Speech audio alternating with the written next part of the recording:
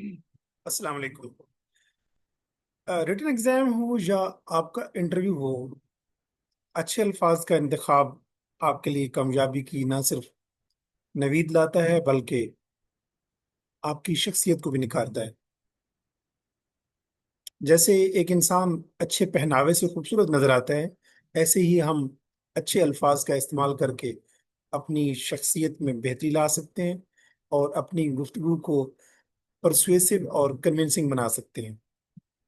ये अच्छे अल्फाज का और बरमहल अल्फाज का इस्तेमाल ही होता है जो एक वकील को अच्छा वकील बनाने में हेल्पफुल और मुफीद और मोमिन साबित होता है।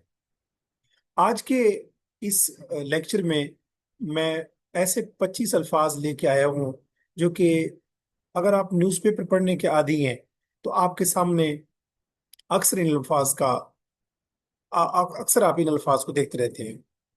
कुछ लोग इंग्लिश न्यूज़पेपर पढ़ने से कतराते हैं कि वो समझते हैं कि मुश्किल अल्फाज का इस्तेमाल जो है वो उनके लिए रीडिंग को मुश्किल बनाता है।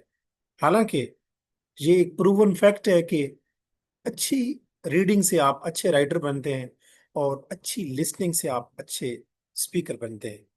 तो अगर आप एक अच्छे राइटर बनना चाहते हैं, अगर आप इंग्लिश ऐसे के एग्जाम में कामयाबी हासिल करना चाहते हैं, अगर आप English grammar composition and प्रेसी writing के पेपर में अच्छा स्कोर हासिल करना चाहते हैं, अगर आप इंटरव्यू के अंदर बहुत अच्छे अल्फाज का इस्तेमाल करके कामयाबी को इंश्योर करना चाहते हैं, तो आज की ये वीडियो आपके लिए बहुत हेल्पफुल होने जा रही है। आज का ये जो लेक्चर है ये हमारी वोकेबलरी बिल्डिंग की सीरीज के अंदर तीसरा लेक्चर है। इससे पहले मेरी यूट्यूब चैनल के ऊपर जो वोकेबलरी के हवाले से प्लेलिस्ट है उसमें दो लेक्चर मैं शामिल कर चुका हूँ। आज के इस लेक्चर में जो 25 वर्ड्स है उनमें से पहला लफ्ज है अच्छा, याद रहे कि ये जो अल्फाज हैं जो मैं आपके सामने लाया हूँ, ये डॉन न्यूज़पेपर जो पाकिस्तान में पब्लिश होता है उससे मैंने आज जो 15 सितंबर का न्यूज़पेपर है वहां से मैंने जो तीन एडिटोरियल्स हैं उनसे ये अल्फाज मैंने निकाले हैं। पहला वर्ड है फिस्कल पिक्चर। इसका मतलब ये होता है कि किसी कंट्री की जो ओवरऑल फाइनेंशियल सिचुएशन होती है, फिजिकल पॉलिसीज मॉनेटरी पॉलिसीज आप सुनते रहते होंगे, तो किसी मुल्क की जो ओवरऑल फाइनेंशियल पोजीशन होती है उसको हम फिजिकल पिक्चर कह सकते हैं। आप इसका सेंटेंस बना लेते हैं ताकि हमें आइडिया हो कि इस किस्म के अल्फाज को हम कैसे यूज कर सकते हैं। Rising expenses and falling revenues have painted a bleak physical picture. कि बढ़ते हुए अखराजात ने और गिरती हुई आमदनी ने बहुत ही आप कह सकते हैं कि ब्लीक पिक्चर जो है फिजिकल पिक्चर पेंट की। ब्लीक पिक्चर कहते हैं जो कि नेगेटिव होती है। किसी भी कंट्री की ब्लीक फिजिकल पिक्चर वो होती है जिसमें कंट्री के एक्सपेंसेस जो है वो बढ़ रहे हों और उसके जो रेवेन्यूज हैं, आमदनी जो है वो कम हो रही हो, उसको हम कहते हैं physical bleak physical picture. Bleak का मतलब है नेगेटिव या डिस्करेजिंग। इसी तरह दूसरा वर्ड है अंडरमाइन। ये एक वर्ब है और ये एक ऐसा फेल है जिसका मतलब होता है किसी चीज का डैमेज होना, किसी चीज का फॉल। अंडरमाइन का मतलब होता है किसी चीज का कमजोर होना, फॉल हो जाना, डिक्लाइन करना। मिसाल के तौर पे corruption undermines public trust in institutions. कि जब बदउनवानी होती है, करप्शन होती है, तो वो इदारों के अंदर लोगों का जो ट्रस्ट है उसको डैमेज करती है, वीकन करती है, कमजोर करती है, डिक्लाइन करती है। लोगों के ट्रस्ट को, इदारों के अंदर जो लोगों का ट्रस्ट होता है, एतमाद होता है, उसको कम करती है। आज का तीसरा लफ्ज है फिस्कल कंसोलिडेशन। फिस्कल कंसोलिडेशन का मतलब होता है गवर्नमेंट की ऐसी कोशिशें, ऐसे इकदामात जिससे जो डेफिसिट बजट है उसको कम किया जाता है और जो डेट्स होते हैं यानी कि जो कर्जे होते हैं उन पे कंट्रोल करने की कोशिश की जाती है। यानी जब कोई मुल्क, चाहे पाकिस्तान हो या कोई भी कंट्री, जब वो अपने कर्जों को कम करने के लिए और खसारे के बजट को कम करने के लिए कोशिशें करता है, तो उन एफर्ट्स को मजमूई तौर पे, कमुलेटिवली, इन एग्रीगेट, आप कह सकते हैं इन टोटलिटी, मजमूई तौर पे हम फिजिकल कंसोलिडेशन कहते हैं। मिसाल के तौर पे IMF often asks countries to follow physical consolidation measures. कि जो IMF है वो अक्सर मालिक को फिजिकल कंसोलिडेशन मेयर्स, जो इकदामात हैं फिजिकल कंसोलिडेशन के, उनको अडॉप्ट करने की तरगीब देता रहता है, उनको बार बार उनके पर डिमांड रखता है कि आप अपने डेट्स को कम करें और अपने जो खसारे के बजट्स हैं उनको कम करें। उम्मीद है आपको समझ आ गई होगी। अगला लफ्ज है ऑस्टेरिटी मेयर्स। अक्सर जो न्यूज़पेपर आप पढ़ते होंगे या अगर आप इलेक्ट्रॉनिक मीडिया देखते हैं, तो जब आप न्यूज़ बुलेटिन देखते हैं तो कहा जाता है मुल्क जो है वो मुश्किल फैसले कर रहा है। तो ऑस्टेरिटी मेयर्स वो होते हैं, ऐसे इकदामात होते हैं, ऐसे सख्त इकदामात होते हैं जिससे गवर्नमेंट अपनी स्पेंडिंग को, अपने खर्चों को कम करने की कोशिश करती है। Greece introduce painful austerity measures after its debt crisis. कि जो यूनान है उसने अपने जो डेट क्राइसिस था, उसका जो कर्जों में जो डूबा हुआ था, यूनान जो मुल्क है उसने ऑस्टेरिटी मेयर्स जो है, पेनफुल ऑस्टेरिटी मेयर्स इंट्रोड्यूस करवाए। यानी ऐसे यूनान मुल्क ने ऐसे इकदाम, ऐसे स्टेप्स अख्तियार किए जिनसे गवर्नमेंट की स्पेंडिंग, गवर्नमेंट के अखराजात को कम किया गया। तो ऑस्टेरिटी मेयर्स मीन के ऐसे इकोनॉमिक डिसीजंस जिससे गवर्नमेंट की स्पेंडिंग को कम करने की कोशिश की जाए। नेक्स्ट स्टेप है ग्रिम प्रोस्पेक्ट। प्रोस्पेक्ट कहते हैं आउटलुक को, या आप कह सकते हैं फ्यूचर में जो कोई चीज लाइकलीहुड, जो फ्यूचर में जो चीजें हैपन होती है।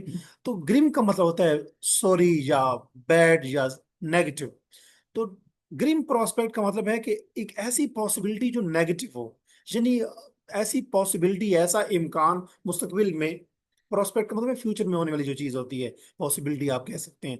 तो ग्रिम का मतलब होता है नेगेटिव, यानी नेगेटिव या बैड या वरीइंग या आप कह सकते हैं डिस्करेजिंग किस्म की पॉसिबिलिटी। ऐसा इम्कान मुस्तकबिल में जिससे इंसान परेशान होता है, जो कि नेगेटिव होती है, जो कि पेसिमिस्टिक पॉसिबिलिटी होती है। इसका सेंटेंस देख लेते हैं। Rising unemployment presents grim prospects for young graduates. कि ये जो बढ़ती हुई बेरोजगारी है, उससे नौजवान लोगों के लिए मुस्तकबिल के अंदर जो एक नेगेटिव किस्म की एक ग्रिम प्रोस्पेक्ट, नेगेटिव पॉसिबिलिटी नजर आती है। यानी कि अगर बढ़ती हुई आबादी होगी, जिसका मतलब है नौजवानों को मुस्तकबिल में रोजगार नहीं मिलेगा, उनको अनएम्प्लॉयड रहेंगे वो।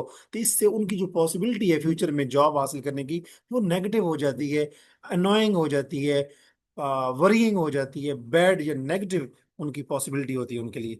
तो ग्रीन प्रोस्पेक्ट का मतलब है कि फ्यूचर के लिए नेगेटिव पॉसिबिलिटी। इसी तरह टॉल का एक वर्ड होता है, जब कभी कोई सिलाब या अर्थक्वेक या कोई धमाका होता है, अल्लाह पाक माफ करे, तो ह्यूमन टॉल की बात की जाती है। न्यूज़पेपर की जो हेडिंग्स होती हैं उसमें टॉल का वर्ड इस्तेमाल होता है। तो टॉल का मतलब ये होता है डैमेज या सफरिंग, जो कि किसी भी वजह से हो सकता है। यानी कि इंसानी नुकसान भी हो सकता है, जानी नुकसान हो सकता है, माली नुकसान हो सकता है। तो टॉल का वर्ड, ह्यूमन टॉल का जब वर्ड इस्तेमाल होता है, तो उसका मतलब होता है जानी नुकसान, डैमेज, डिस्ट्रक्शन, सफरिंग। इसके एग्जाम्पल देख लें। The floods took a heavy toll on agriculture. यानी कि अगर सिर्फ टॉल का वर्ड होगा तो उसका मतलब होगा डैमेज या नुकसान। और अगर ह्यूमन टॉल का वर्ड होगा तो इसका मतलब है कि इंसानों का जो है नुकसान, यानी जानी नुकसान हो जाना। तो सेंटेंस है the floods took a heavy toll on agriculture, कि फ्लड से एग्रीकल्चर को बहुत ज्यादा नुकसान पहुंचा। टुक या टेक, टॉल का मतलब यह है कि नुकसान हो जाना। इसी तरह एक आगे ऑप्शन है ब्लीक ऑप्शंस। ब्लीक ऑप्शन का मतलब ये है कि बहुत कम और अनप्लेजेंट किस्म की चॉइसेस, यानी ब्लीक, नेगेटिव, डिस्करेजिंग, या आप कह सकते हैं अनोइंग या वरीइंग किस्म के options. With no savings left the family faced bleak options. कि खानदान में जब कोई सेविंग ना बची, तो उनके लिए जो जो फैमिली है उसको ब्लीक ऑप्शंस का सामना था। ब्लीक का मतलब है negative, discouraging, annoying, bad, worrying. और ऑप्शन का मतलब है, वो आप बेहतर जानते हैं, चॉइसेस। कि जब फैमिली के पास कोई बचत ही नहीं थी, सेविंग नहीं थी, तो उसको फिर फ्यूचर में ब्लीक ऑप्शंस का सामना करना पड़ा। इसी तरह कोलेटरल डैमेज। कोलेटरल डैमेज का मतलब ये होता है, आप लोगों ने सुना होगा कि जब कहीं नुकसान होता है, तो जो टारगेट होता है उसके साथ जो टारगेट नहीं होता हमारा, वो भी जो है उसका नुकसान हो जाता है। यानी कि अगर एक जो है शूटर ने शूट की है, तो जो उसका टारगेट था उसके साथ वाला बंदा जो है वो भी अगर उसको नुकसान पहुंच गया, वो जो है वो एक्सपायर हो गया, तो हम कहेंगे जी कोलेटरल डैमेज है। या मतलब आप कह सकते हैं कि जब आप टारगेट को हिट करने की कोशिश करते हैं और साथ उस टारगेट के आसपास की जो सराउंडिंग में चीजें होती हैं वो भी हिट हो जाए और नुकसान पहुंचे, तो उसको हम कहते हैं कोलेटरल डैमेज, यानी कि जो साथ का डैमेज होता है। तो इसका मतलब है अनइंटेंडेड हार्म, यानी कि जो टारगेट हमारा नहीं होता, हमारा मकसद नहीं होता उसको, हमारा जो मुद्दा होता है वो उसको हिट करना या नुकसान पहुंचाना नहीं होता, लेकिन आप कह सकते हैं कि फिर भी कुछ ना कुछ लोग जो है उसके विक्टिम्स बन जाते हैं। तो इसका सेंटेंस देख लेते हैं। The workers became collateral damage in the companies cost cutting policies, कि कंपनी ने अपनी कॉस्ट को, खर्चों को कम करने के लिए कुछ मेजर्स अडॉप्ट किए, तो जो वर्कर्स थे उनको जॉब से हाथ धोना पड़ा, तो वो कोलेटरल डैमेज साबित हुए।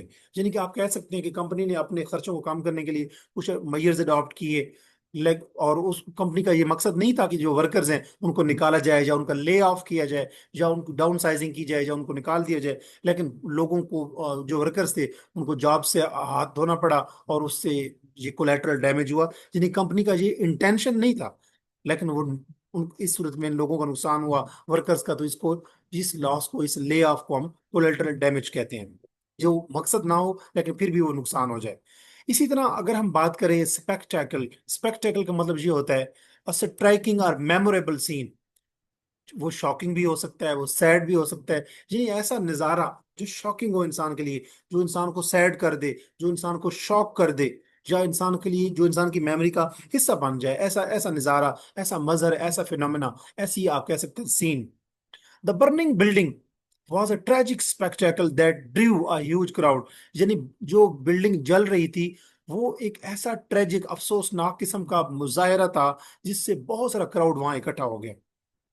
इसी तरह अगर हम बात करें ट्रजिंग बैक, ट्रजिंग बैक का मतलब ये होता है कि जब आप आराम आराम के साथ और बड़ी मुश्किल के साथ कदम उठाते हुए, थकावट के साथ, बड़ी मुश्किल के साथ आप चल रहे हो, यानी कि भारी कदमों के साथ, जब आप थके हुए हों और आप बहुत ज्यादा डिफिकल्टी में हो, बहुत ज्यादा आप परेशानी में हो, और आराम आराम से कदम उठा के आप चल रहे हो, वापस जा रहे हो, तो उसको हम कहते हैं ट्रजिंग बैक।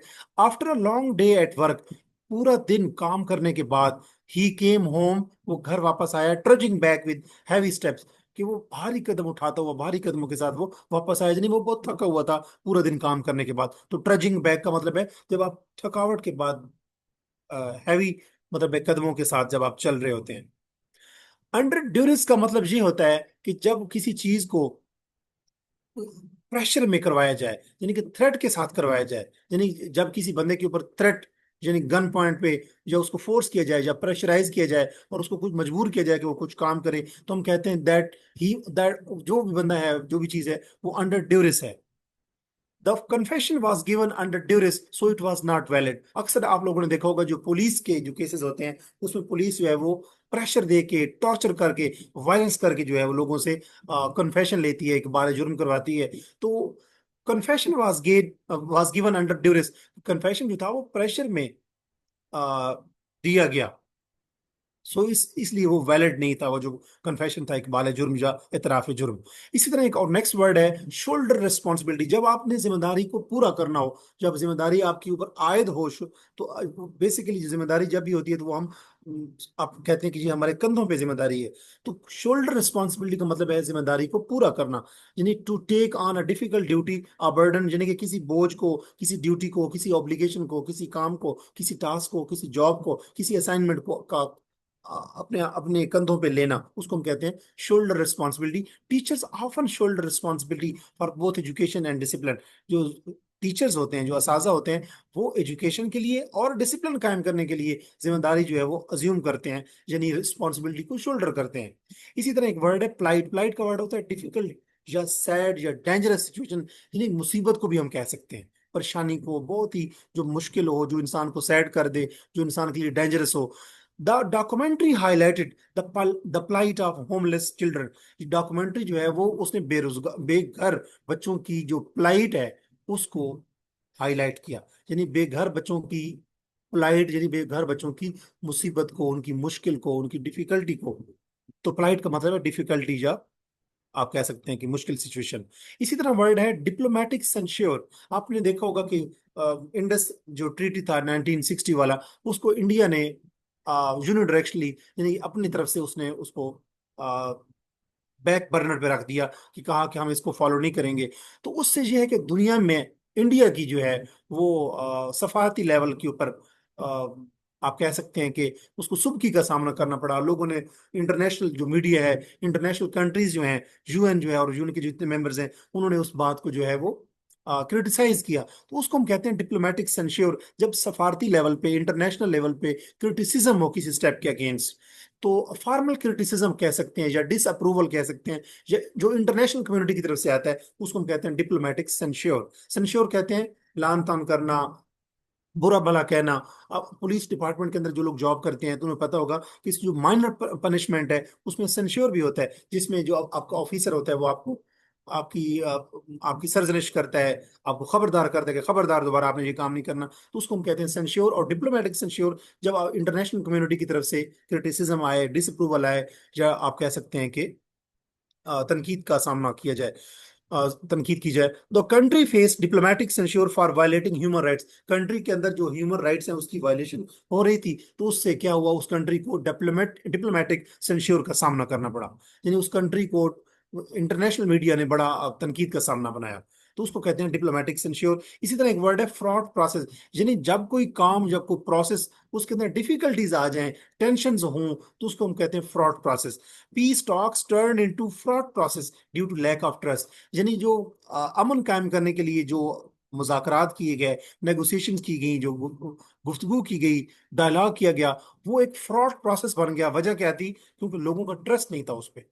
तो फ्रॉड प्रोसेस मीन कि ऐसा प्रोसेस जो नामुकम्मल हो, जो कि आप कह सकते हैं फेल्ड प्रोसेस हो, जिसके अंदर लोगों का ट्रस्ट ना हो, जिसके अंदर डिफिकल्टीज आए, जो प्रोसेस कंप्लीट ना हो, उसको हम कहते हैं टूटा फूटा प्रोसेस, यानी कि फ्रॉड प्रोसेस, यानी कि जिसके अंदर दरारें हों।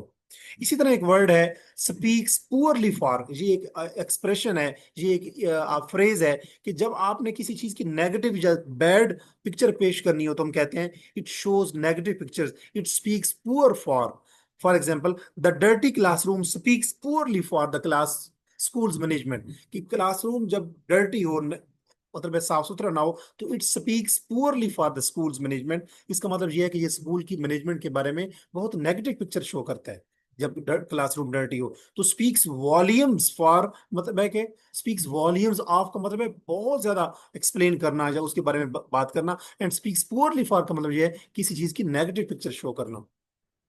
इसी तरह एक वर्ड है, एक टर्म है कोरोजन। कोरोजन कहते हैं वैसे किसी चीज का वीकन हो जाना। जैसे आप कह सकते हैं कि अगर कोई लोहा हो और उसके ऊपर जंग लगता रहे, तो वो लोहा जो है वो वीकन हो जाता है, वो डिस्ट्रॉय होता रहता है। तो क्रोजन कहते हैं जंग लगने को। और अगर क्रोजन ऑफ फ्रीडम हो या क्रोजन ऑफ राइट्स हो, तो इसका मतलब है कि हकूक या जो आज़ादी हैं वो करोड हो रही हैं, यानी कि कम हो रही हैं, डिस्ट्रॉय हो रही हैं। ये अक्सर प्रेस मीडिया के हवाले से जब बात की जाती है, जब कॉलम कहा लिखा जाता है, या जब उसके ऊपर बात होती है, वो खबर आती है जर्नलिज्म के हवाले से, मीडिया के हवाले से, प्रेस फ्रीडम के हवाले से, तो कहा जाता है कि जब प्रेस फ्रीडम ना हो किसी मुल्क के अंदर, आज़ादी इजहार राय ना हो, तो हम कहते हैं कि क्रोजन ऑफ फ्रीडम है, क्रोजन ऑफ राइट्स है, प्रेस राइट्स है।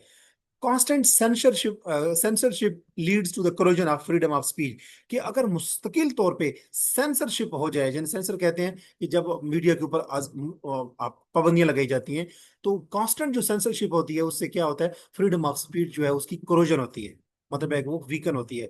इसी तरह एक वर्ड है वर्स्ट डिसेंट। डिसेंट कहते हैं कमी को, डेक्लाइन को। असेंट कहते हैं चढ़ाई को, यानी कि राइज को। असेंट राइज, और डिसेंट जो होता है वो डिक्लाइन को कहते हैं। जो शार्पेस्ट फॉल जो होता है, वर्स्ट का मतलब है बहुत ज्यादा, और बैड वर्स वर्स्ट, तो थर्ड फॉर्म है बैड की। तो वर्स्ट डिसेंट का मतलब ये है कि बहुत ज्यादा डिक्लाइन, बहुत ज्यादा बैड सिचुएशन या condition. The country face its worst descent into poverty after the crisis. कि मुल्क ने क्राइसिस के बाद पॉवर्टी के अंदर बहुत ज्यादा डिक्लाइन देखा, यानी कि क्राइसिस के बाद कंट्री के अंदर बहुत ज्यादा गुर्बत देखने को मिली। तो वर्स्ट डिसेंट का मतलब है बहुत ज्यादा नेगेटिव या बहुत ज्यादा बैड सिचुएशन। प्लमेटेड का मतलब होता है डिक्लाइन। जैसे प्लमेट वर्ड एक होता है, हमने पढ़ा है पहले डिसेंट, तो डिसेंट का मतलब भी नीचे, यानी कि उतराई। और प्लमेट का मतलब भी होता है डिक्लाइन, यानी कि किसी चीज का कम होना। तो प्लमेटेड का मतलब ये होता है कि अचानक गिर जाना, क्विकली गिर जाना, डिक्लाइन करना। His confidence plummeted after he failed exam.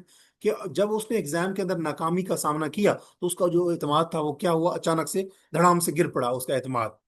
इसी तरह एक वर्ड है सोबरिज मैसेज। सोबरिज, सोबर कहते हैं बहुत ही नफीस, डिसेंट किस्म का, सीरियस किस्म का। और सोबरिंग मैसेज का मतलब है कि एक ऐसा सीरियस रिमाइंडर, एक ऐसा सीरियस मैसेज जो कि किसी खास डायरेक्शन की तरफ इशारा करता हो। सीरियस या वरिंग रिमाइंडर भी कह सकते हैं। Earthquake gave us a sobering message about nature's power, कि ये जो फ्लड्स हैं इसने हमें पैगाम दिया, एक सीरियस किस्म का पैगाम दिया कि कुदरत जो है, जो नेचर जो है, उसकी पावर बहुत ज्यादा है। यानी कि उसने हमें याद दिलाया कि नेचर जो है वो बहुत पावरफुल है। तो ये एक सोबरिंग मैसेज है फ्लड्स की तरफ से।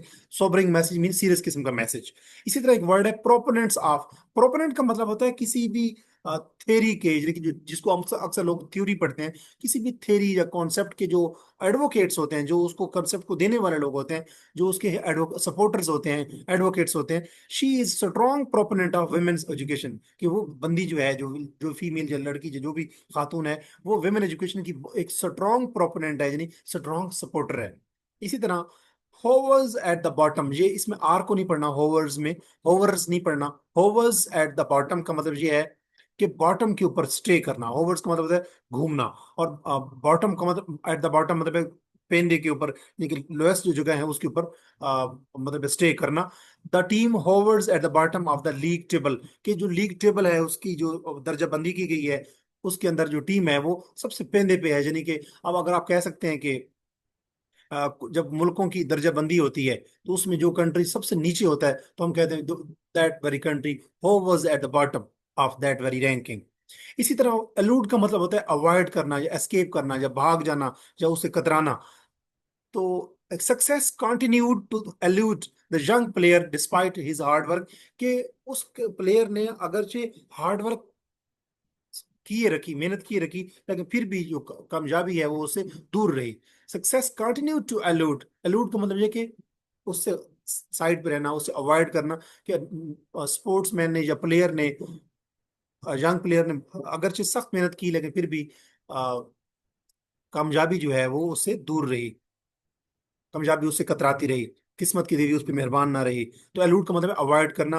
अनफेटर्ड प्रेस का मतलब है ऐसी प्रेस, ऐसी जर्नलिज्म, ऐसी सहाफत जिसके ऊपर कोई पाबंदियां ना हो, कॉन्स्टेंट्स ना हो, लिमिटेशंस ना हो, बाउंड्रीज ना हो, उसके ऊपर रिस्ट्रिक्शंस ना हो। फ्री प्रेस भी हम कह सकते हैं। अनफेटर्ड प्रेस का मतलब है फ्री प्रेस, यानी कि आजादी इजहार राय, जब प्रेस के ऊपर कोई पाबंदी ना हो। An unfettered press ensures that the truth reaches the people। Unfettered press इस बात को इंश्योर करती है कि जो सच है वो लोगों तक पहुंचता है। यानी फ्री जो प्रेस है वो इंश्योर करती है कि लोगों तक सच पहुंचता है। इसी तरह लास्ट वर्ड है विथर। विथर का मतलब होता है मुरझाना, कमजोर होना, वीकर होना। जब कोई पत्ते जो हैं वो खजा में, या आप कह सकते हैं बहुत गर्मी में, जो आप कह सकते हैं सूरज की स्कॉर्चिंग सन से जब वो मुरझा जाते हैं तो उसको हम विदर कहते हैं। तो विदर का मतलब ये है कमजोर होना, या फेड अवे हो जाना, किसी चीज का रंग जो है वो मांद पड़ जाना। फ्लावर्स विदर विदाउट वाटर, जो फूल होते हैं वो पानी के बगैर विदर, यानी कि मुरझा जाते हैं। Democracies wither without free speech.